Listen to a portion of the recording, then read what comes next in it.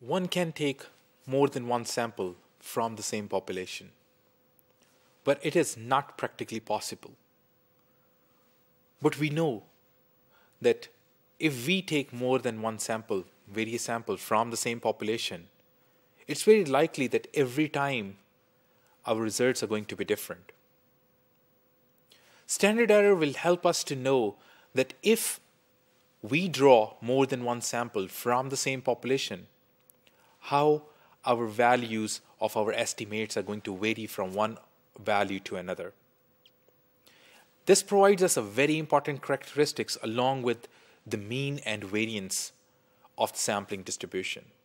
The standard deviation of the sampling distribution tells us that how good our sample statistics is as an estimate of the population value.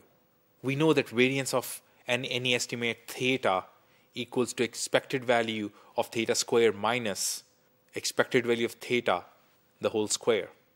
And we also understand that standard error is the standard deviation of the sampling distribution of theta.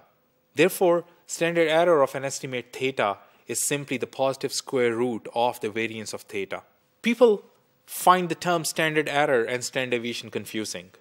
And there's no wonder, because standard error is our standard deviation. But the difference is that when we calculate the standard deviation with the normal data, standard deviation always gives us the amount of variation in a random variable.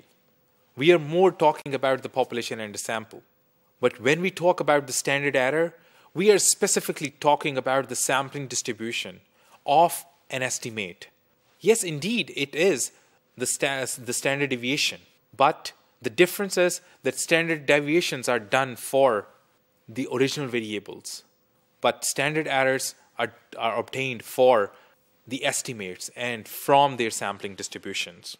Estimated standard errors can be found for many of the statistics we want to calculate from the data. It could be mean, it could be proportion, it could be median, or standard deviation.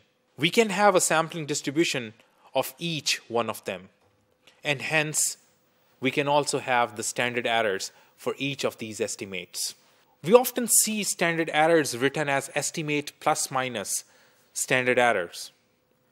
This statement is sometimes misleading because a lot of values, possible values of the standard error or of our estimates could fall beyond these limits.